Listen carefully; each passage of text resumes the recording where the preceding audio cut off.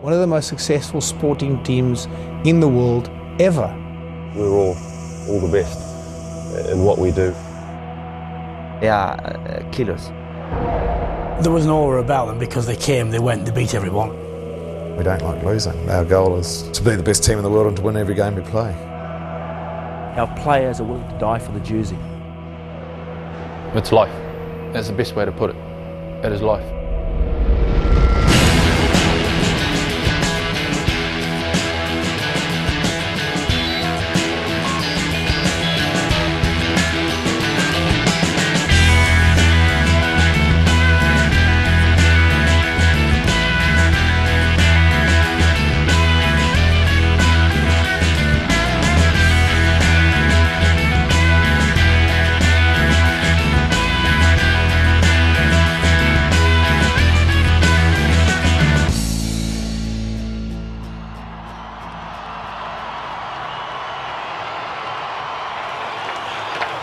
Running out with the All Black jersey on is something you always dream to do, and it's quite hard to describe in words what it's like.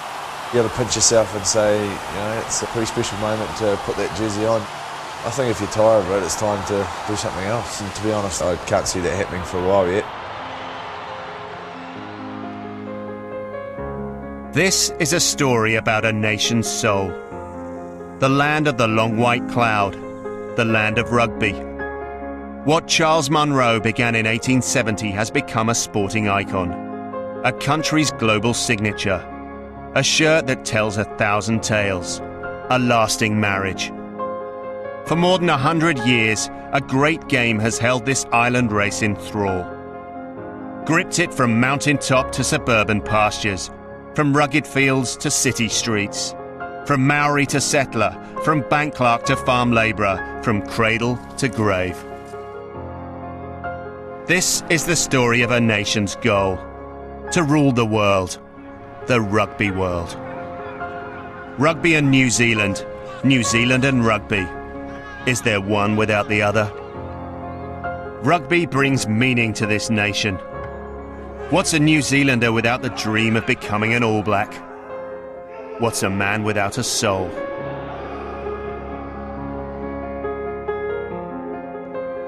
Where does this all come from? From places like Ponsonby in Auckland, one of New Zealand's 500 amateur clubs. This is the beginning. Well, the club's 133 years old. Well, we've got 36 junior teams and we have 12 senior teams, so about 48. The first time I picked up a rugby ball, like most young New Zealanders, I think was at the age of 5 or so, when you could start at your local rugby club as a tiny tot, I think they called them back then. My earliest memories, I suppose, of running around the local rugby club where my brother played, and Dad was the coach, and Mum ran the tuck shop there. Clubs have always formed the cornerstone of the game in this country, the foundation. Well, these kids look like about under 7, they're part of the club. In New Zealand, it's never too early to begin. If you came around home and I had one of these in the house, I'd just be sort of juggling it or dropping it on my foot and having little kicks. And it's what I grew up doing. I've had one of these in my hand pretty much most of my life. I came from a pretty small area in terms of school and opportunities to play sport, and rugby was sort of the main one. I guess I sort of love all sort of sports, but rugby is the only one I was probably any good at. This is Lovelock Track, named after Jack Lovelock. He's a famous New Zealand runner, and this is where I've been training for the last 20 or so years. My main ingredient in whatever sport I did was I was quick. Whether it was softball, running around the bases, or track running around a track, rugby or rugby league, I always had a jump on those around me. A lot of people down here know me by a name, Daggy the rugby player. Yeah.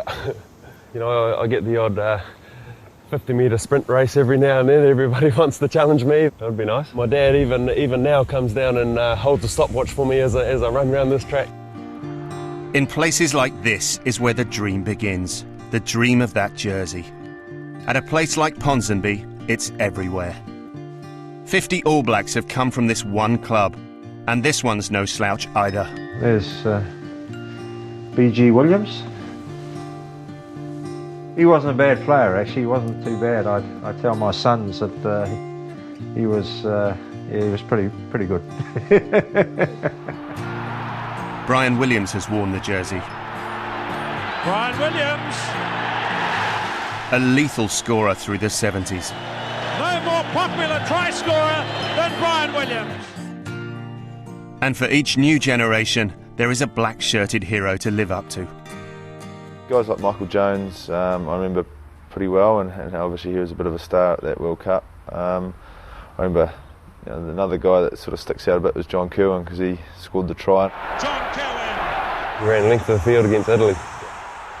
That's a memory, deeply ingrained in my head, and just because of the way he was running and the amount of people he beat. It's a standing ovation all around the crowd. One of my childhood heroes was a guy called Grant Batty, and I can still remember him arriving at the ground at College Rifles, and I was standing at the bottom of the stairs of this huge bus that was so big in those days, and I can still remember him coming down the stairs, and I threw out a bit of paper or just went to touch him, and he turned around and he said, "How you going, little boy?" That sort of, and I just touched him, and from that moment on, I just dreamt, I suppose, of being an All Black. Who do you want to play for when you're older? All Blacks. Why do you like it? Good. I'm wearing this. Bird. Play hard, boys. Train hard. That's right. One day that can be you. It's an achievable dream. What does that mean to you? It means I'm a champion. I was just like a lot of other young New Zealand males who had that dream right from when they started playing rugby. As a youngster, you play the game because you love it, and the All Blacks are there. It'd be great to be one, but until you sort of start making those steps, then it becomes clear that there is a path there. So to today, and today's heroes. Hi, I'm Byron Callagher. My name's Nick Evans, and as you can see behind me, this is Christmas time for a lot of us. It's a day of outfitting. There's quite a bit going on. We've got boots and shoes. Probably one of the most satisfying and enjoyable days. Come follow me around and we'll see what we got. We've got to search down here through our bags. What you got to do first is look for your name. I've got to look for BK. So we get a training bag. As you can see, it's loaded up with kit, casual pants, casual tops. It's like a Kinder Candy store, really. Sport little brats. Hey, did you push in? I think you have. Under here we have our #1 shirt. Obviously, #1s is worn after the game at after-match functions and things like that. Troy looks like he's got his little brother's top on. I like the Italian way. That sounds good to me. I've been doing my work because I'm upper-sizing a jacket, so that's always a good thing. This is your shoe department. Well, they're a bit different this year, aren't they? Yeah. Hello. Yeah, I've got a decision to make here. It's very complicated. I don't know how ladies do it when they go shopping. Oh, yeah. Much more comfy. They have to make special shoes for this guy over here because he's got abnormal feet.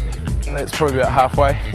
We'll do the jersey fitting. This is the new jersey for this year. I'll try and and see how we go. They've got the New Zealand emblem, or the fern I should say, down through there. As you can see, they're quite tight. Trying to show you muscles off. This is probably a crucial part. You get one pair of sunglasses and shoes. They don't look too bad. See, I wouldn't go for something like that because it's too feminine. Oh, no, I don't think I like these ones. I'd say probably these puppies here might be the ones. Decision made. They're quite cool, but more masculine. I'll go those ones there, please, mate. Right now, I've got to sign off. Might see me walking around with a bit of this gear on and I'll be looking pretty sharp, I hope. Put some of this gear into use and go and hit the training fields. So that's Snapper out. For one of them, though, this is an extra special time. I'm still taken back by it all, definitely pretty nervous. Brendan Leonard is days away from wearing the jersey for real, for the first time. Got the call and then sort of afterwards didn't really know what to do, I was sort of a bit lost. Smiling straight at me. Well, it's pretty unbelievable, really. It's pretty special. It's a dream sort of never really thought it'd come true. But it is coming true, and soon he will stand out from the crowd. It's sort of like everyone's life dream, hey? That is the absolute pinnacle. There's no higher than that. Oh yeah, like every kid. That's what you aim for. I have dreamt of wearing All Black jersey. Who doesn't want to be All Black, eh? You know, who doesn't? I've got a son who's desperately dreaming of wearing an All Black jersey. We all talked about it and talked about our own great abilities at the little local primary school with about 100 children. Definitely, oh, it's easy, yeah, definitely. I'd love to have worn an AB jersey. When I was younger, playing rugby, I liked to put the silver fern on, but never got to it. I'd have to lose a few pounds to get into this one. It's there for the taking, whether you take the challenges on. Yeah. It's up to you. We've just got to dream about it now. We had a chance earlier on, but we just didn't quite get there. In over a century, barely 1,000 men have joined this club, and when it happens, it's to be savoured. Like a million other New Zealand youngsters, I just would have, given my eye tooth to become an All Black, which I eventually did, and that was still go down as the greatest day of my life when I was selected. The tradition is to go into the manager's room, and he, one by one, and he gives you the jersey. So I remember getting given it and going putting it on the bed and sort of having a good look at it, and sort of ask yourself the questions, whether you're going to do it justice, sort of thing. For young New Zealanders, when they get to wear that silver fern, it's such a huge sense of pride. Probably my greatest rugby moment to date was, putting on the All Black jersey for the first time, running out there and playing, for your country. It's powerful. I mean, I look at that fern and it sort of emotions well up. My path to the All Blacks was really different. I basically left school, played 5 games, and my 5th game was actually a test match. Reality didn't quite hit me until I ran onto the test pitch and I basically froze. My very first touch, and I forget how many seconds it was now. I got a lovely pass off Tana Umaga and run 40 metres to score my first try in the All Black jersey. 20 seconds into your test career and you've got a try. Yeah, a pretty good memory. Sitting in the change room afterwards, the tradition is to get presented your test tie. And I remember I'd been given it, and the guy who gave it to me sort of said, "Welcome to the All Black Club." That's when it really hit home that how I can call myself an All Black now. Coming up in part 2. New Zealand, All Blacks, haka. Those who perform it. That's probably the dream you have about being an All Black, is doing the haka. And those who face it. If you're intimidated by a challenge like that, then don't step on the field.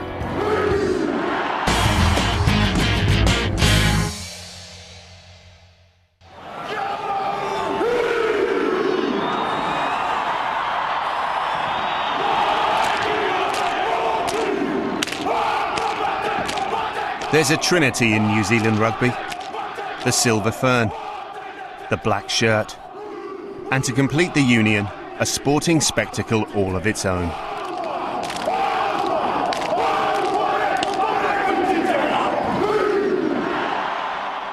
From the beginning, from the originals of 1905 on through the 1924 Invincibles, the haka has captivated first Britain, then the rest of the rugby world. But over the years, the haka wasn't always understood, even among those performing it on foreign fields. I led the haka on quite a number of occasions when I was captain, because sometimes there wasn't any Maori boys in the team. We used to think it was a great ploy, particularly in the colder countries or colder fields, and we'd be that was our warm-up half the time. Our biggest worry, we all had to jump at the end of it. There'd always be photographs of the team jumping at the end, and if you were out of order, missed the jump or anything like that, you got fined at the next court session.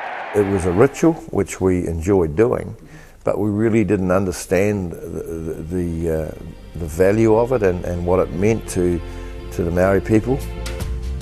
This is about a people's roots. The haka stems from deep within the mists of Maori heritage. And as the desire to understand grew, the All Blacks found the mightiest of Maori warriors to bring it alive. The haka, traditionally, is a challenge. When Māori went to war, they done haka.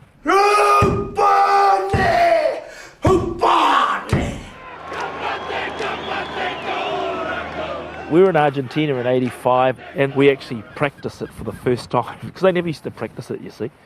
And so we actually got them to practice it and getting them in the right stance and using their hands correctly. We started doing it and doing it really well, and the guys loved it. And the meaning behind it, they understood the meaning behind it, the challenge behind it. It wasn't until the first World Cup in 1987 that the haka was performed on home soil. And the world has watched it become a statement of intent. Prepare, it seemed to proclaim, to lose. My first haka for the All Blacks was a given, really. I've practiced for that moment all my life. I've been doing haka when I was 5 years old in my bedroom. I remember the very first time I got to do the haka that the All Blacks did was for the under-19s, and I remember learning it, and it was the first chance I actually got to do it in a black jersey. Hairs in the back of the neck stood up, and it was a pretty awesome experience to do that. I knew the haka from back to front, but I still got nervous about it, so I kept on practicing it at night while the boys weren't looking. You got to get into the zone.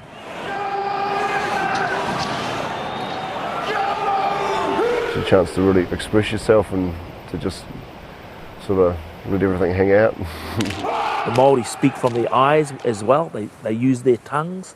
For me personally, it was about us. It was about our history. It's about our team, and we were going out to war. It's all about giving it your best. You're actually doing this for your country, your people. It's not just for you. You're pretty much just looking at your opponent and staring them in the eye and making sure they knows that it's going to be a good battle. I'd love to be in front of it. How do you face the haka? The first time it was seen in Australia in 1884, the host complained about scare tactics. It's an invitation to go into battle. It invigorates me, it gets me going. What they're saying is, we're going to come and play, are you guys ready for it? And you're either ready or you're not. We actually had a meeting about what shall we do during the haka, and such preposterous theories as, well, shall we go behind our own post? Shall we turn our backs? Shall we take our tracksuits off? Shall we... Well, the only thing wasn't actually suggested was, shall we do what Morris does? I just said, look, I don't care what you do. I want to face this. But what does it say? Oh, I'm not, I don't want to face you. I don't want to... you look people in the eye and you simply say, right, one of us is going to fall. Might be me, might be you. I think it's going to be you. But you look them square. I was head of the Lions, and we decided we would form an arrowhead with all my teammates coming off me, and I was eyeballing Inga the winger, as he's called, and his eyes were popping out in stalks as they do, and they never blink and their eyes are there, and I'm really concentrating, and he's doing all this stuff, and eventually he jumped up at the end, and when he came back down he gave me a wink. At the end of the day, it's all nonsense. They shouldn't be allowed to do it in this day and age, and they shouldn't. It gives them an unfair advantage. Gavin's got his own ideas about it, but something he doesn't have to watch it. He could do what Campo used to do, go and play down the end of the field by himself. David Campese used to go and run around his own goal area. I mean, that's because Campo's a bit weird, really. I just kicked the ball up and the haka was going on. I mean, that was my preparation for the game. For me personally, it's fine. He's not insulting us and being disrespectful. There's nothing in the book that says you have to watch it. If you're intimidated by a challenge like that, then don't step on the field. In 1989 at Lansdowne Road, the Irish pushed it to the limit. I wish I'd done the Willie Anderson thing where they all came forward. I thought it was great. I thought it was going to all kick off and marvellous. What we did that day was a bit of history. Willie done that, he came right up to me in that game and we eyeballed each other. They sort of strode towards arm in arm, the All Blacks, and I think he was face to face with Buck Shelford. The crowd were all on their feet. They just could not believe this was happening. What's he doing? He's coming up. Jesus, man, get in there and go for it. Some people thought, Sheevers, what's happening here? What's going on here? It was brilliant. He come right up and he was right in my face, and I thought it was great. I thought it was a great challenge. The idea was psychologically, why should a side coming to Ireland to play on Lansdowne Road, our pitch, and get the first applause by doing a dance? He played really well that day, but they still lost. And that's how most All Black stories end, in a New Zealand victory. For facing these 15 men in black is the toughest of tests. The ultimate measurement is wearing your national team's jumper, playing against the All Blacks in a test match. There's never an easy game against the Blacks. You knew if you played, you're going to absolutely cop from every angle, every player. They're just possessed when they get that black jersey on. When you go in the New Zealand stadium, you really feel a special atmosphere. Like it's like, you know, a ring, you know, and you feel, oh, if we're not ready, we can be hurt. The All Blacks have a winning record against every single rugby nation. So if you play the All Blacks, you will be on the wrong end of a hiding at some stage. My worst was definitely Wellington in 1999 before the World Cup. We were thinking that we could beat that team, but after 10 minutes I think that was 25-0 for New Zealand. It is an atmosphere which is really all-encompassing. There is nowhere to hide when you're there. If you're doing well, it's fine. If you're not doing well, then it's pretty oppressive. There was a lot of bad moments, but I won't talk about those. They just do a job. They do the professional job no matter who's in front of them. And if it happens to be that they're 20 or 30 points better, then they will be. And if it's 40 or 50, then it's the same again. I think 88, when JK in the first test, I think he ran around me twice, scored 2 tries. Straight sprint, and he left Campese behind. I think that was the worst series I've ever had in rugby. There are players, and very good players, of my generation who have never beaten the All Blacks. But some do. Take the French in the 1999 Rugby World Cup. Playing New Zealand in Twickenham in 99 in the semi-final was like running close to a horse and somebody says to you, you're going to arrive before the horse. Nobody believed really in our... France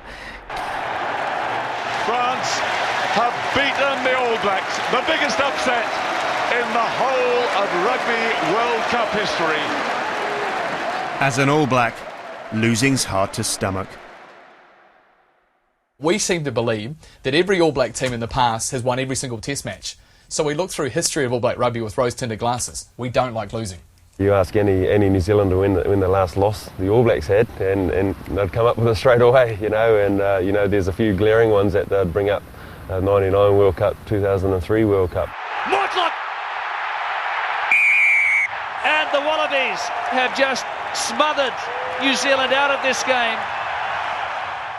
It's hard for me to have a loss, very hard. People get a bit gloomy when they don't win, yeah. We'll probably sulk for a good couple of days. Replay some of the old matches. We're like chicks when they lose a boyfriend, you know, sit down with chocolate, with a soppy movie. I have to sit down sometimes and evaluate what happened and think, why did we lose? It's wrong, I know, but that's just the way we are, yeah. If we lose any test match, this country goes into mourning. For example, the radio, you will get taught back for hour after hour, dissecting every second of every match, what went wrong, who did what, who should be sacked. When we got beaten, you not only let the All Blacks down, but you let New Zealand down. And, you know, the taxi drivers or they didn't want to talk to you.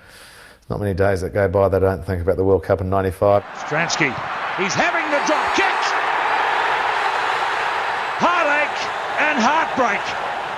What a shattering blow. Yeah, I can always remember Jim Bolger, our Prime Minister, during the time I was captain, saying, you know, Sean, when the All Blacks win, I'd love to be the All Black captain, and when they lose, I'd much rather be the Prime Minister of New Zealand. Putting aside what perhaps the rest of the country thinks, it's hard to take as a player for the All Blacks, because, you know, it's something you never want to do. You know, you back yourself to go out and win every game, perform, and when you don't, it's pretty disappointing.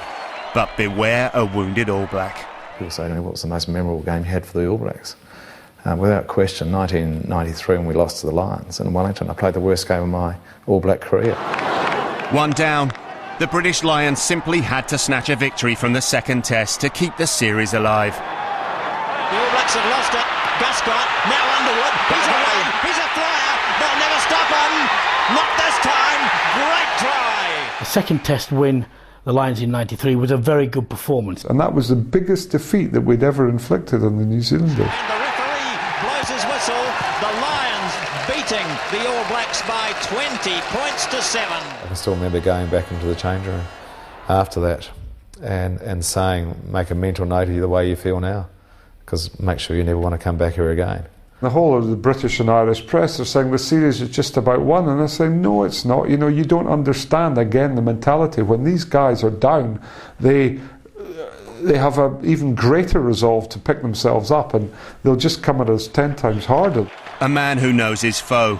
Sure enough, haunted by defeat and hounded by an angry nation, the All Blacks and their captain came back stronger. This is belted up stuff from the All Blacks now. Joseph, they must score here, do they, through Fitzpatrick?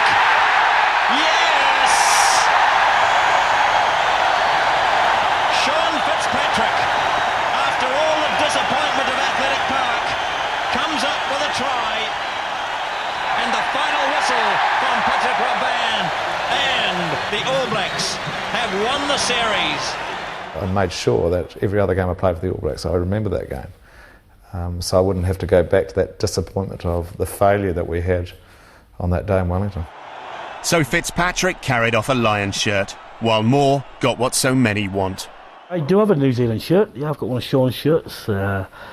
It's proudly in the garden shed, actually. The black shirt is something special.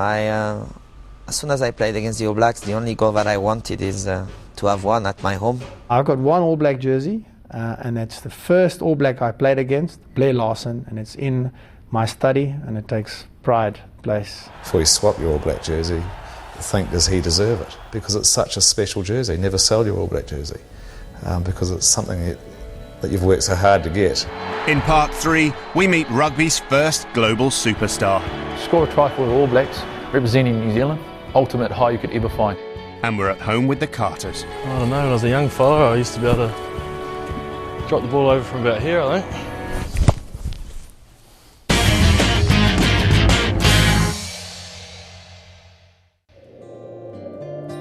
It was the 1905 originals, mightily led by Dave Gallagher, who were first tagged the All Blacks. These pioneers thrilled Britain, as did the Invincibles of 1924, each great side reinventing rugby in its birthplace. And ever since, great names, great men, giving their all for the black shirt, ready to put their bodies on the line, whatever it takes, all in the cause of the Silver Fern. And the crowd are just going wild. Tremendous try. And few put themselves through more than a young man from South Auckland. In 1995, a rugby novice arrived in South Africa for the World Cup. Jonah Lomu was about to turn the rugby world upside down. Very humble, modest young man who just happened to be, one of the greatest forces that God ever put breath into. He came from nowhere and just kind of landed on the planet. Rugby had never seen the like. A 19-stone, 6'5" flyer who could cover 100 metres in 10.8 seconds. When I turned up to that tournament, the only thing that was in my head was play well for New Zealand and time to measure myself against the best in the world. He was so much bigger and faster and stronger than anyone that you'd ever played rugby against.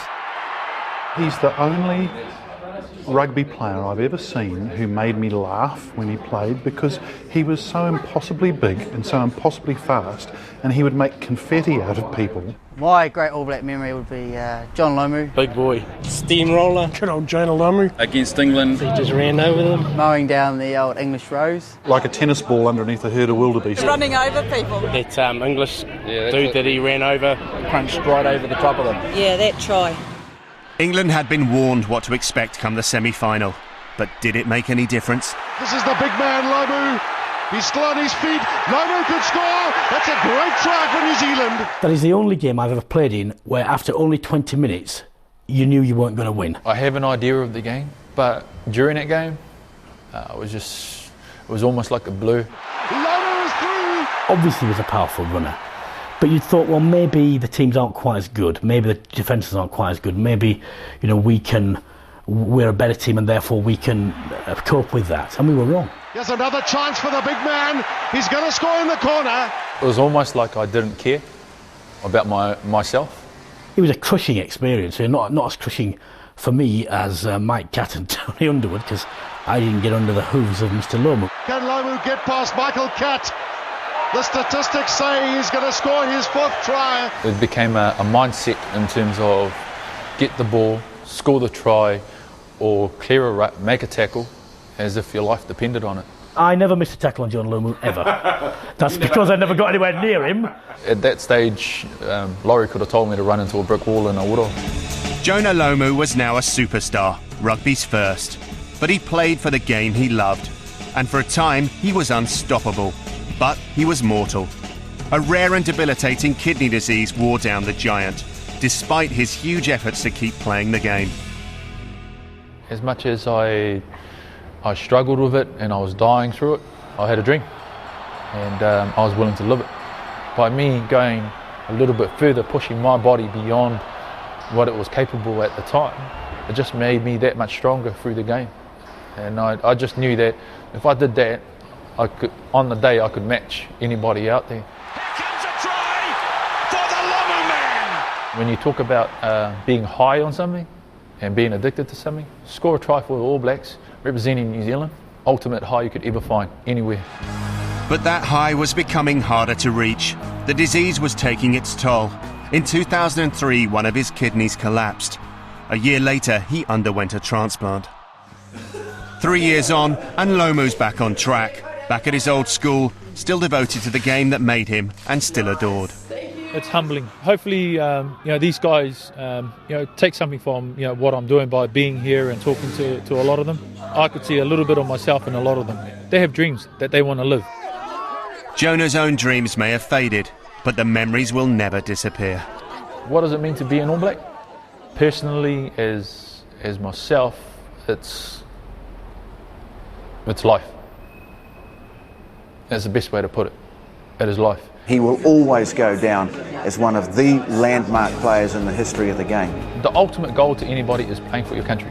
But what I found is that if you can play the game, play it. The people who play it, they play it because they love it. And that's what I have for the game. And I still have it now. Who from today's cast will follow Jonah Lomu's giant footsteps into All Black legend? There are no sure things. But then again... Dan Carter. Dan Carter. Dan Carter. Dan Carter. Dan Carter. I want to be like Daniel Carter. Dan Carter's special. That's been obvious from the start. Here's a man made for the black shirt. Right now, Dan Carter would be the complete package. Exceptional, with a capital X. Give me a Dan Carter kick. Since his Test debut in 2003, Carter has sparkled, invented and accumulated over 600 points and more tries than any other All Black number 10. Here's a man auditioning for greatness. Keep myself all nice and relaxed, couple of deep breaths. Dan Carter was a typical New Zealand kid. Looking at the target. Rugby, morning, noon and night. Then into my run-up. But he did have one advantage. Catch that. Well, when Daniel was having his 8th birthday, he decided that the only thing he wanted for his birthday was rugby goalpost. We used to spend so much time kicking the ball over the house, and we had a bit of a problem there with breaking things, so we thought, well, time to get some goalposts out here. Most days after school I'd be out here having kicks. If I wasn't out here having kicks by myself, then I'd round up all my mates and we'd be having games of rugby, for hours after school. I don't know, when I was a young fella I used to be able to drop the ball over from about here, I think. I'd spend hours out here kicking from in front, from behind that garden, behind over on that lawn over there, just everywhere, and just mixing it up and having the time of my life. All round, he's the best rugby player I've ever seen. Dan Carter is potentially the best player in the world at the moment. Maybe 2 or 3 times in a game, he will do something that's beyond the means of a lot of other players. He's big, but not like massive like these guys, but he's just clever. Can do it with a kick, can do it with a try, can do it with a tackle, can do it with a pass. And there isn't a great deal more, is there? Everyone wants to get a piece of Dan Carter. He's all things to all men, women and children. A marketing man's dream. And it's all because of what he does on the pitch.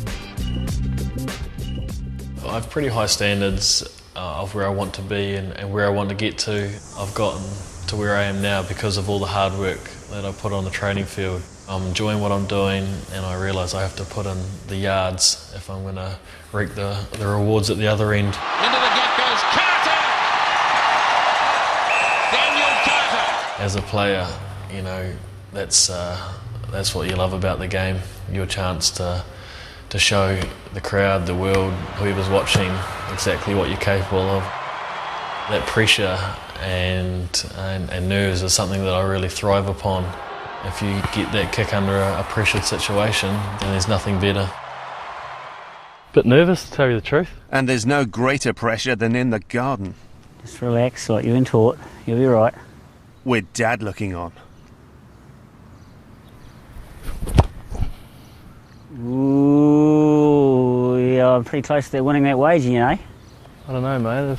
Yeah, 50-50. He's down in the give it to you. Cheers, mate. I'll pick up that 20 later. I get nervous, and when he's kicking, I don't watch. I meditate. I think you must owe me for a few gatherings now. Mate. And the downfights. Dad would probably say I learnt all my kicking traits outside. I thought you'd forget about that by now. No way, that cost me a fortune. My mother's probably got a different opinion of that. That gutter in there used to Let be it go. replaced That was every year. Once. Put a couple of dints in a couple of the walls, chasing my sister around the house. Oh, watch out. You can see my left foot. If she beat me to that door, then I'd soon chase her along the hallway to, the bathroom door. So there's another hole. You're going to kick it from here, that's still well over 60 metres. Oh, I'll give it a go. Here we go. Yep. Fair way. There's a bit of room there, champ.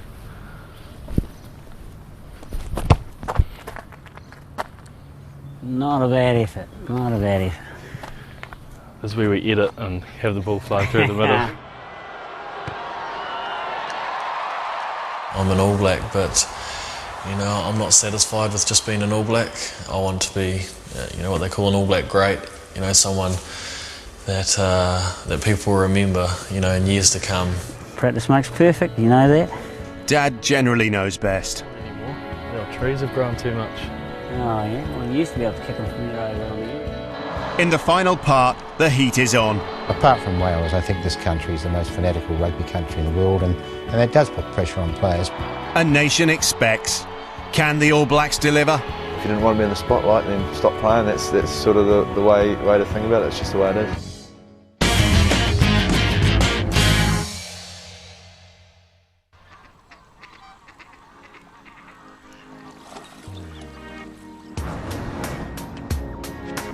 Good morning, Radio Sport. We are 24 hours out from the first Test match of the year. Of course, the AB's taking on France. Let's take a look around the weather forecast. New Zealand, top to bottom. Northland, Auckland, Coromandel. The All Blacks are in town.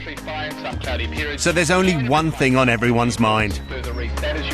The Test match. Up-to-date Radio Sport here. France versus the All Blacks. People are going, what? How can four All Black coaches be wrong? Do we understand enough about his role in the team? People are obviously passionate about the All Blacks. Hello, Trevor. We've got one team, and that team has got this aura about it still. If you're an All Black, there is something very special about that. The All Blacks in the back should have a field day. Which players are playing for their All Black life? The core and carpet play. The fervour of it, the religion of it, is still right up there. Not going to let you down. Would Marseille be your backup? Can he replicate that form? We are absolutely obsessed. Obsession. There's no other word for it. Back page, front page, airwaves, TV screens, billboards. The All Blacks are everywhere. There is no escape. But obsession means winning is a must. We've achieved extraordinary success, but unfortunately with that comes expectation. There's 4 million people now that live in New Zealand, and every one of those people believe they're shareholders in our great organisation, and they expect us to win. What do you expect? I expect them to win every time they go out there. We're the All Blacks, we can't lose. Every time they go on the field, they wear that jersey, I expect to win. We expect no more of them than they expect of themselves. Put the jersey on and no one was to beat you. You were an All Black and you're not allowed to get beaten by anyone. For me in those early years, I was just petrified of failing. That fear of failure was a huge motivating factor. I used to let all that get on top of you, and every time you walked off the field and had a win, it was like, phew, it's relief rather than actually joy of winning. It's a weight off your shoulders, it's like, whew, I can walk down the street tomorrow because we won. I was asked a question one day, is it worse? Is it worse than life or death? And I said, no, it's a lot worse than that. Win and a nation's content. Lose at rugby, not in New Zealand you don't. Not if you're the coach or captain who wants to stay in a job. Apart from Wales, I think this country is the most fanatical rugby country in the world, and that does put pressure on players, but that's the way of the world and that's the way of New Zealand, and we've just got to deal with it. I guess the media can be a bit suffocating at times, but we've just got to do it, otherwise people just won't support you, they won't know what's going on. You need a lot of resilience in this sort of job. You've got to have a lot of perseverance, self-belief, those sort of qualities. Otherwise you'd go under. Guided by Graham Henry, these All Blacks don't lose many. They know what's expected and they're learning to cope with it. The pressure we put on ourselves to perform is what governs us rather than the outside influences, which, to be quite honest, you can't have any influence over at all. If you get tied up in things that you can't control, like media expectation, media criticism, etc., etc., then you're not going to play as well as you should do on the Saturday. So it's a matter of controlling your own thought processes, how you prepare and so on, and it takes a pretty mature athlete to do that. If you have confidence in what you're going to do and confidence that you've done the work to go out and perform, well, that's how you get more consistency. You know, if you play on emotion and fears, then one week you will play your best and the next week you won't. You can look at expectation pressure as a big burden, or you can look at it as just think, hell, I'm obviously the best man to be in this job because I've been picked. If you didn't want to be in the spotlight, then stop playing. That's sort of the way to think about it. It's just the way it is. Sometimes, though, if just for a moment, even an All Black needs a break, a chance to breathe. Take Carl Heyman. Just here at Opunaki at the moment, down at the beach. Pretty special place for me. Is brought up here and spent a lot of years here when I was younger. It's got that sort of relaxing bit about it, I guess. Yeah, it's just good to get back and to enjoy a bit of the coastline. Doesn't help your performance if you're always feeling the weight on your shoulders of the sort of pressure of the people expecting the All Blacks to win and that sort of stuff. So it make life pretty hard if you're always thinking about that. And I thought the world was going to end if you lose a game. It was, you know, it'd make life pretty tough. Although that pressure's there, it's something that you just got to wipe out and forget about.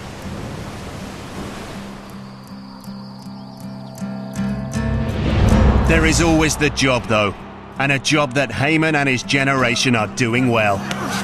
Very well. Like their rugby forefathers, they are innovative, expert, ruthless and determined. Determined to add a new chapter to an illustrious history.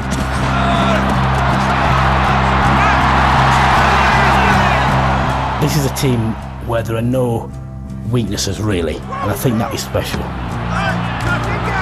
I love watching the All Blacks, but at the moment they're one of the few teams that I actually pay to go and watch. It's like a machine, you know, and nothing can stop them. As long as the team's performing and you're doing your bit within that, then that's what we're after. It's like a stage, you know, everything you've done up until then is just rehearsal, so when you're on the field, it's your time. These boys can play, and I enjoy the whole team expressing themselves. If you've played well, that's where the real satisfaction comes. There's certainly times on a Sunday morning where I ask myself what I'm up to. You're feeling like that and you've come off good, then the other team's probably feeling worse, so that's one way I try and make myself feel better. Game over. Another All Black victory to add to the record books. A good one too. Everybody goes home happy. Not in New Zealand, they don't. The All Black performance? Indeed. Mediocre. Very mediocre. I've seen him play better than that. Not one player shone. I'd say it was a little boring. Too many mistakes, too many mishandlings. We had a bit back, I think. Next week, 60 at least. I think we got better as the game went on, which was pleasing. I think we've got a lot to work on as a team. Yeah, so it was an improving performance as the 80 minutes ticked on. We played for 160, we might have been pretty good at the end. Tonight, though, is a special occasion for one man. Brendan Leonard can now call himself an All Black. My first one, yep. It's see the All Blacks and the silver fern, got my name down the bottom there. It's in black as well. And the France Auckland 020607. You're not going to give that away, are you? No, I'm going to hold on to it for a long time actually. Yeah. He's in the club. Part of All Black history. A rich, powerful sporting belief that is handed down through generations. A history that gives an island nation its soul. The mana that this fern gives us will keep us going forever and a day. Make a mental note the first time you pull on the All Black jersey. The excitement you have. And every other time you pull it on, recall that feeling. When I had the All Black jersey, I was the caretaker of it. And now, There's the new generation of All Blacks that are coming through. You got to pinch yourself and say, you know, it's a pretty special moment to put that jersey on. You never know whether you're going to get to do it next time or not.